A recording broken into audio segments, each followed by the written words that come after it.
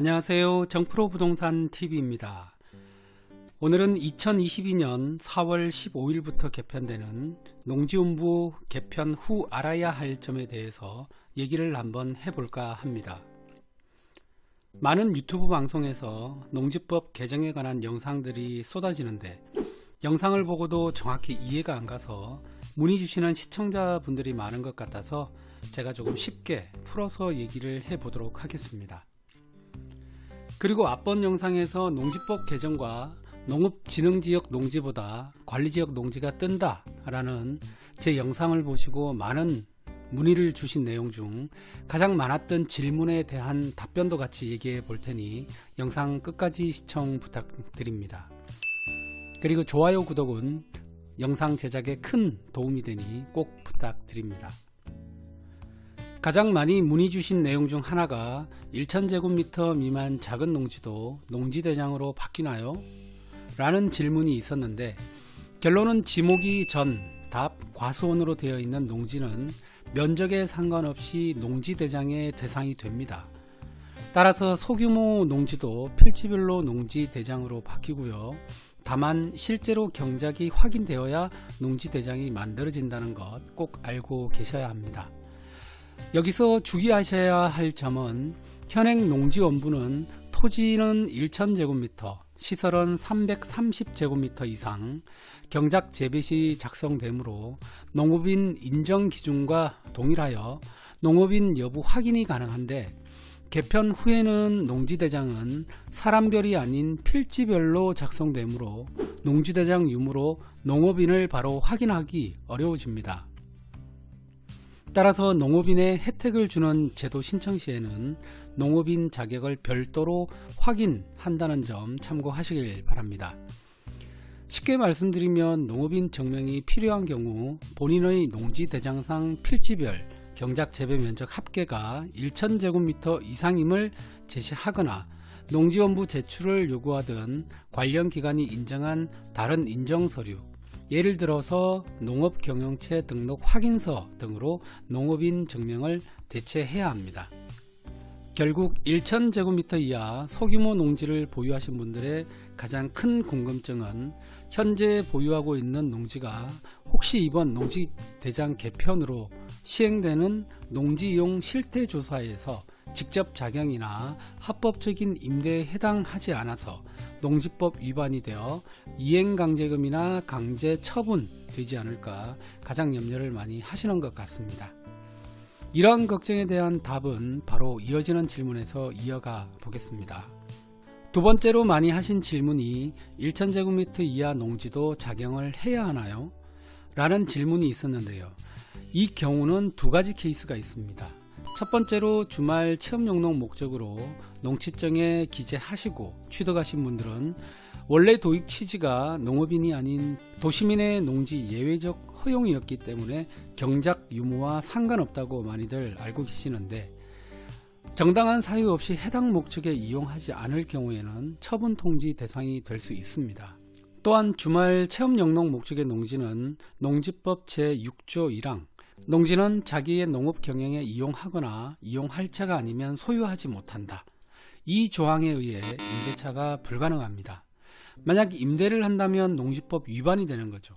따라서 현재 주말 체험용 농지를 보유하신 분들이라면 말 그대로 주말에 가서 체험용농을 한다는 사실이 있어야 하니 해당 농지에서 농작물을 재배하셔야 합니다. 다만 말 그대로 주말 체험용농이니 누가 봐도 그 정도 영농을 한다는 정도로 보이면 될 것입니다. 예를 들어 텃밭 정도 가꾸는 것도 괜찮고 나무나 묘목을 심어서 관리하는 것도 원 취지에 맞는 주말 체험용농이니 주말 체험용농 취지에만 맞으면 됩니다. 따라서 현재 주말 체험용으로 구입한 농지를 아무런 행위 없이 방치하고 계시다면 농지법 위반 소지가 있으니 즉시 조치를 취하시길 바랍니다. 자, 이상 말씀드린 내용은 원칙적인 내용을 제가 말씀을 드렸고요. 실제로 현장에서는 농지 취득 목적까지 구분해서 하지는 않습니다. 아마도 제가 어떤 의미로 말씀드리는 줄 아실 거라고 생각하고요. 농지법 개정 이후 농림수산식품부 산하의 농지은행관리원이라는 농지 실태 조사 기간이 새로 신설되었기 때문에 매년 9월 1일부터 11월 30일까지 90일간 농지 이용 실태를 조사하니 향후 추이를 좀 더 지켜봐야 할 것 같습니다. 또 하나 아쉬운 점은 주말 체험 영농 목적으로 구매한 1000제곱미터 이하 소규모 농지의 양도소득세 혜택이 줄어듭니다. 2022년 1월 1일 이후 농지를 매도할 경우 그동안 사업용으로 인정받던 것을 비사업용으로 보아서 10%의 추가 과세가 있는데요. 그나마 다행인 것은 장기보유 특별공제는 해당이 되니 최고 15년 이상 보유하시면 30%의 양도소득세 절세 혜택이 있습니다. 여기서 제가 팁을 하나 드리자면, 현재 소규모 농지를 처분하지 않고 그대로 보유하실 것 같으면 보유를 하시다가 처분 시기가 정해지시면 미리 준비 기간을 두고 추가로 저렴한 농지를 더 취득해서 합산해서 1000제곱미터 이상 보유를 맞추어 농업인의 자격 요건을 갖추어서 사업용으로 만드시는 방법을 고민해 보셔도 될 듯 합니다. 농지의 사업용 토지 요건은 제촌 작용을 하면서 본인의 소득 요건도 맞추어야 합니다. 그렇게 합법적으로 양도소득세를 절세할 수 있는 방법이 있으니 농지 양도 시 미리 계획만 세우고 실행하신다면 합법적인 절세가 가능합니다. 주말 체험 영농 목적이 아닌 농업용으로 구입한 농지라면 원 취지에 맞게 농지를 이용하셔야 하고, 만약 경장 유무 확인 신고 시 본래의 목적으로 이용하지 않을 시 이행강제금이나 처분 명령이 떨어질 수 있다는 사실 꼭 알고 계시길 바랍니다. 만약 작용이 힘든 경우라면 임대를 줄 수 있는데요. 작용을 하지 않고 임대차를 주는 방법은 두 가지가 있습니다. 첫 번째는 농어촌공사의 농지 임대 수탁 사업에 맡기는 방법입니다. 하지만 농어촌공사의 농지 임대 수탁 사업에 맡기는 농지는 통상 농업진흥지역 내에 1000제곱미터 이상부터 가능하니 소규모 농지는 해당되지 않는 경우가 많습니다. 다만 소규모 농지를 합산해서 1000제곱미터가 초과되면 이 방법을 적극 이용해 보시길 바랍니다. 두 번째는 개인 간의 임대차 및 사용대차인데, 여기서 일반인들이 농지 임대에 관한 잘못된 정보를 알고 계신 경우가 많습니다. 흔히들 농지 소재지의 이장님이나 농민 소개로 임대차 하는 것이 합법적이라고 이렇게 알고 계시는데 사실은 불법입니다. 특히 투자로 농지를 사신 분들은 꼭 주의하셔야 합니다. 주말 체험 영농 목적이 아닌 농업용으로 구입한 농지의 경우 임대차를 줄 수 있는데, 특별한 경우에 한해 농지는 임대차를 줄 수 있고 그 경우는 농지법에 명시되어 있습니다. 농지법 23조의 농지의 임대차 또는 사용대차를 한번 이렇게 쭉 살펴보면요, 여기 보시면은 상속 그리고 이농, 영농 조건 분리지역의 경우, 보통 보면은 영농 조건 분리지역 같은 경우는 경사도가 15도가 이렇게 넘어가는 경우, 이런 경우에 해당이 되는데요. 자, 그러지 않고 다른 경우에는 질병이라고 되어 있습니다.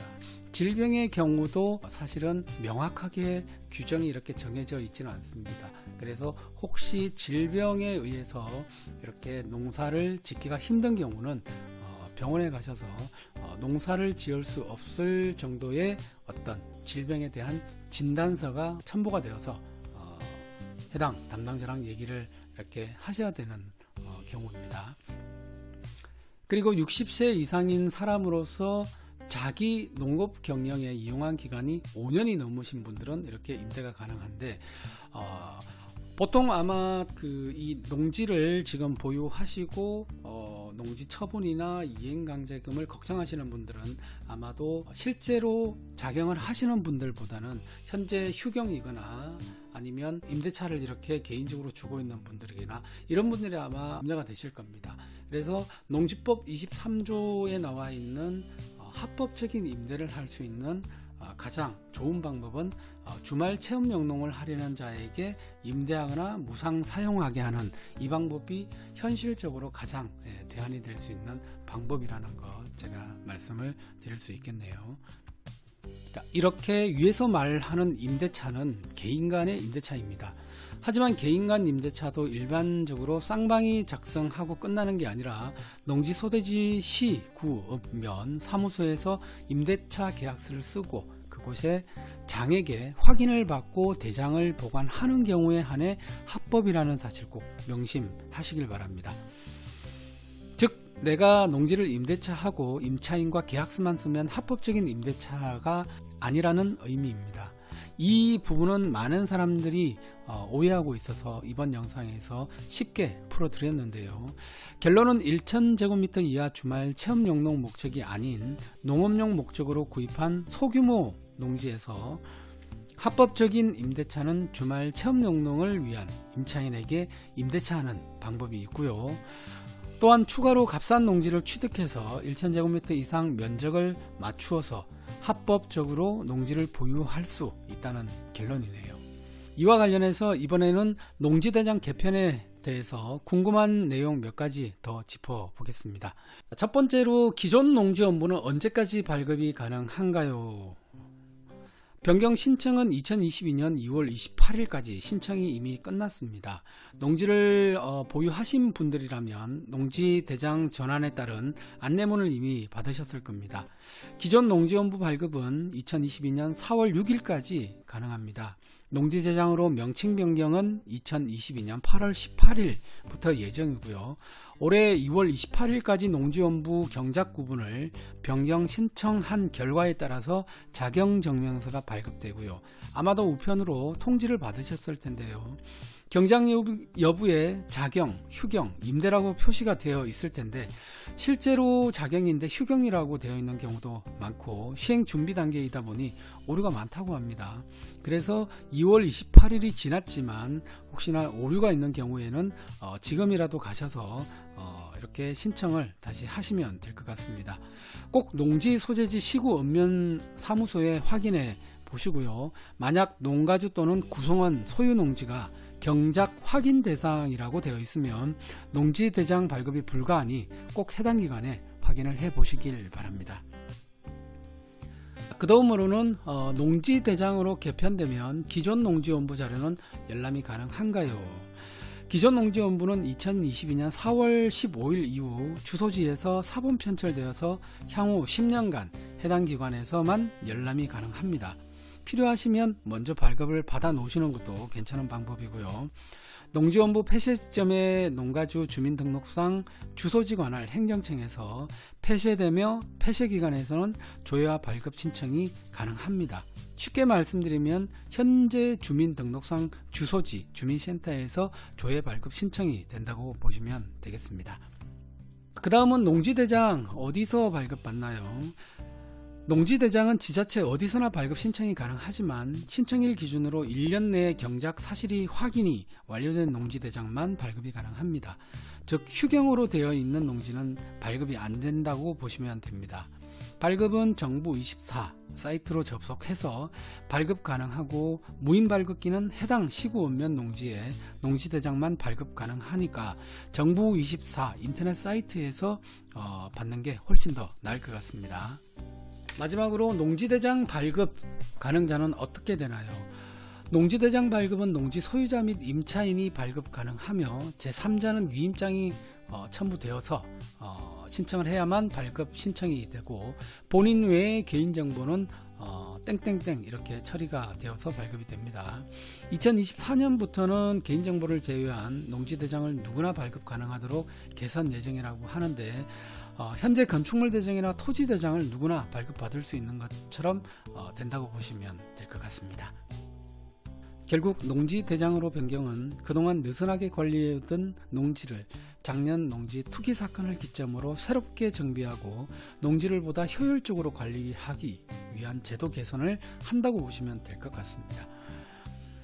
제도 개선은 사실은 쉽게 빠른 시간 안에 이렇게 되지는 않습니다. 그래서 현재 농지를 보유하시면서 이행강제금이나 처분명령 이런 것들 염려가 되는 분들 너무 단기간에 이렇게 어떤 그 제도 개혁을 한다 하더라도 시행이 제대로 될 수는 없기 때문에 천천히 좀 시간을 가지시고 경각심은 가지시되 그렇다고 두려워하거나 겁낼 필요는 없을 것 같습니다.